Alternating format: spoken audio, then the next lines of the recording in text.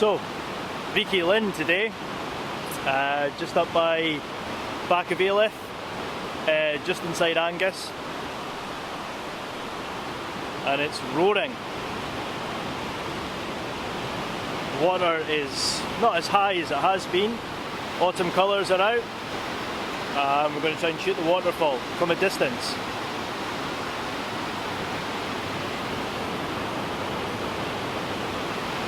So the plan is to shoot from way over there, up high up on the hill, towards the waterfall.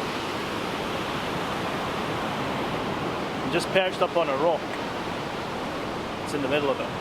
Put the drone up to get some nice shots for that. Not done that in a while. It's nice and quiet today. So we'll see.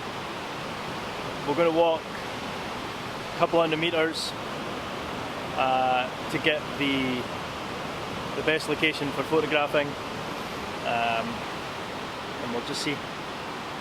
I'll have to use a filter. I've only got a 10 stop for my long lens. You kind of need something like a 70 to 200, something like that is a good lens to have for this location, just because of the distance. You can get to the bottom, but I'm not doing that today. I don't have a lot of time, and it's quite dicey, and I'm going to Edinburgh tonight, so I would get in a whole heap of trouble if I killed myself. It's non-refundable booking. Anyway, so we'll see.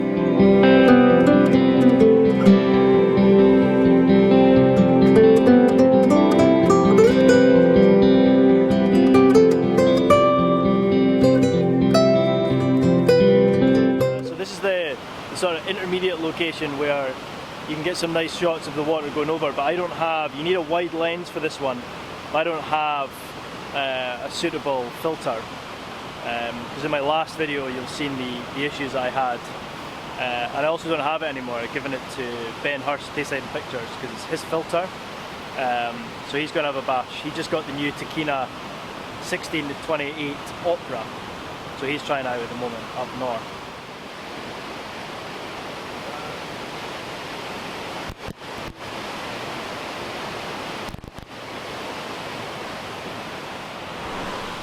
So at the moment, to get the correct exposure, 1/125th of a second.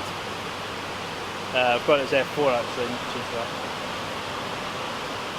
Roughly correct exposure for this one, f8 40th of a second.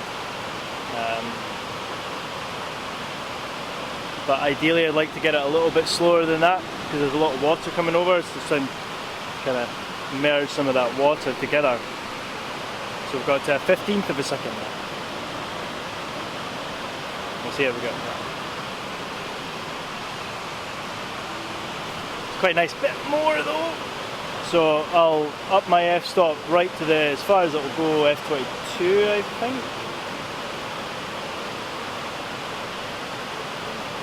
Go f20. f20. So 1/6 of a second now.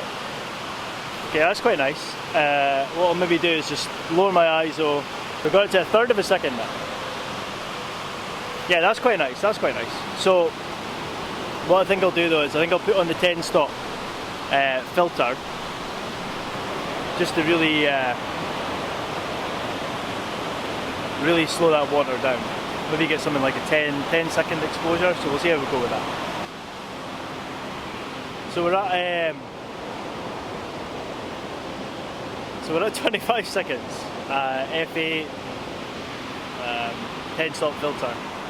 Sometimes it's a little bit too much, and you'll end up with a little too much in the way of kind of the whites of the water will be blown out, so I've got to watch that. That's actually quite nice. The only thing is that it's a little bit bright, so I've just knocked it down to f8, 25 seconds. The trees aren't moving at all, so that's going to be good for not having too much of the way of blur in the terms of the leaves. But where we're going next is right up on the top of that hill, right in the middle of the screen. So the top of the cliff, and that gives us a great view of the water.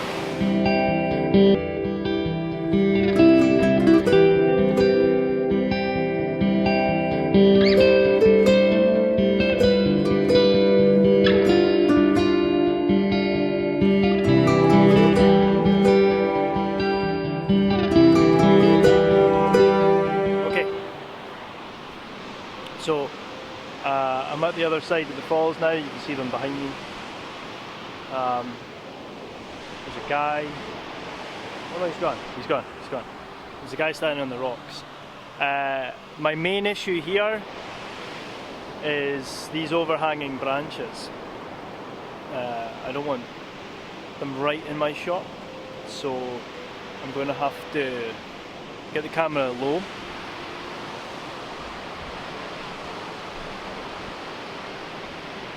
So I'm going to get the camera low, long lens, and see what shots we get.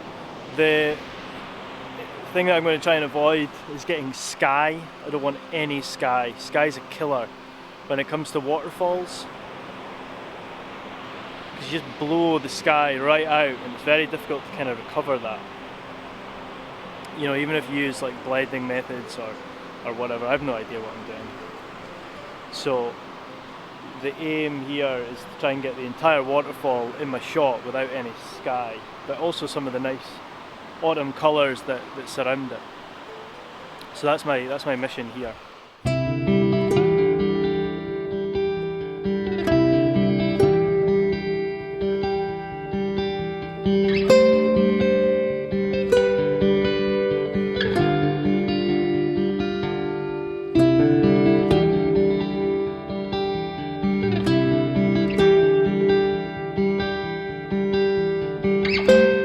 Compositionally, I've just moved it as far forward as I can to try and get rid of as much of the kind of foliage that's around me as possible, because it's just kind of blurring the image a little bit on the sides.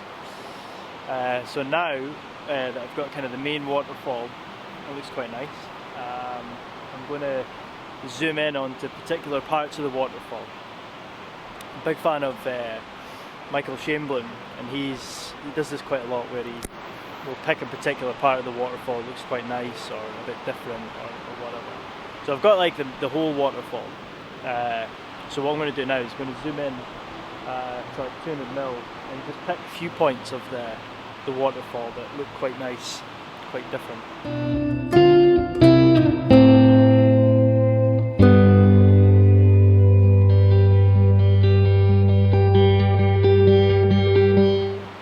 Fascinating fact, it's actually 3 waterfalls in one.